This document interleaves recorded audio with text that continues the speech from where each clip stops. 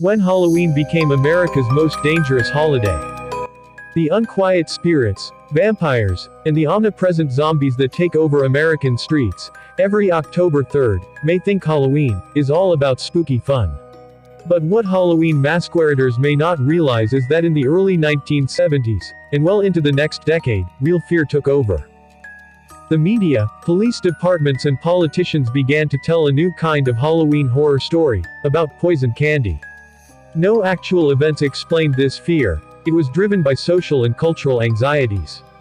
And there is a lesson in that about the power of rumors on this day of dark fantasy. Poison candy fear. The Halloween candy scare began in 1970. An op-ed on October 28, 1970, in the New York Times suggested the possibility of strangers using Halloween's trick-or-treat tradition to poison children. The editorial mentioned two unconfirmed incidents in upstate New York and offered a series of frightening rhetorical questions. The author Judy Klemezrud wondered, for example, if that plump red apple from the kindly old lady down the block may have a razor blade hidden inside. Some readers accepted her questions as definitive fact. 2 days later, a 5-year-old child died on Halloween in Detroit after consuming heroin. Early media reports of his death cited his uncle's claim that he had been exposed to the drug in tainted holiday treats. By mid-November 1970, newspaper reportage showed that the child had in fact found the heroin at his uncle's home, not in his bag of Halloween candy, as investigators had at first been told. But on October 31, 1974, another child died in Houston. This time, the death was a result of eating poisoned candy. The child's father had murdered his own son by placing cyanide in a pixie stick. This story of the Houston Candyman killer quickly metastasized.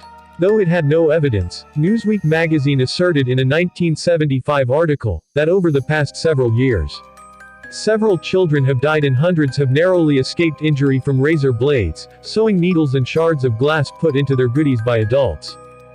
By the 1980s, some communities banned trick-or-treating, while hospitals in some metropolitan areas offered to XX-ray Halloween candy.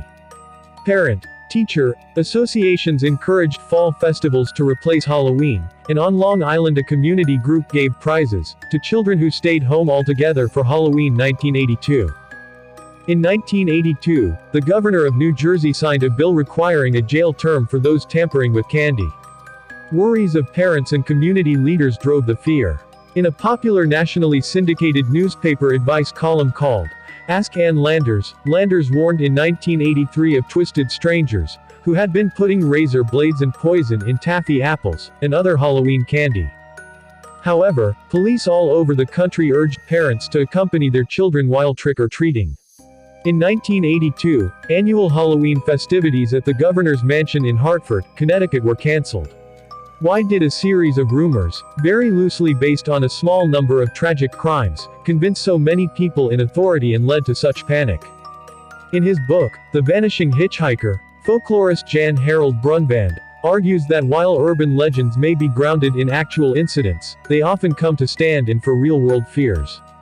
In the case of poison candy, my own research into American politics and horror tales suggests that those fears might have been driven in part by the multitude of problems facing the United States at the time. The years from 1970 to 1975 were marked by cultural upheaval, both domestic and geopolitical. In 1974, President Richard Nixon resigned following the Watergate scandal. The scandal exposed the abuse of power and a criminal cover-up under his administration.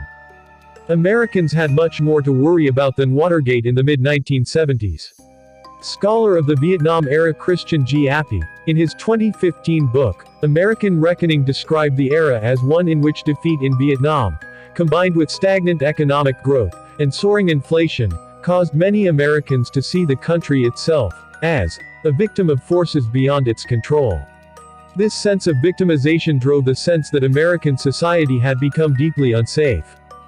Young people in the streets of Harvard Square, with one of them wearing a President Nixon mask, after he resigned. AP photo Peter Bragg. All the social change in the 1970s fed the creation of urban legends, argues sociologist Jeffrey S. Victor. A brutal story about strangers with poison candy seemed a preferable national fantasy to historical reality, in the 1970s and 1980s. Horror, at the state of the world, can take the form of parody or simple scary stories. Americans had become so disenchanted, according to the journalist and historian, Rick Perlstein, that bleak and frightening films such as 1974's The Exorcist captured the national mood. The false case of the poisoned candy legend is another way that American fears manifested, as an easily understood threat to innocence. Scholar David J. Scull in his book, Death Makes a Holiday, argues Halloween, throughout its history, has provided a moment for people to unleash their political and cultural fears. As an example, Scull notes, Richard Nixon became the first president satirized by a rubber Halloween mask, in the autumn of 1974, just 2 months after his resignation. Fears today, a majority of Americans of all ages, see Halloween as an opportunity to celebrate excess, a kind of a dark Mardi Gras. But some Christian churches, especially those attended by conservative evangelicals, continue to declare a kind of war on Halloween every year. Many evangelicals, in their own description, see the holiday as a celebration of the occult, often viewed in their religious worldview as connected to a very literal Satan. Halloween, with its association with the powers of darkness, can allow many legends to flourish, tales of dangerous outsiders, poisoned candy, and other alleged threats to American life. Social media may serve that role the rest of the year. But on Halloween, dark rumors may actually knock at the door.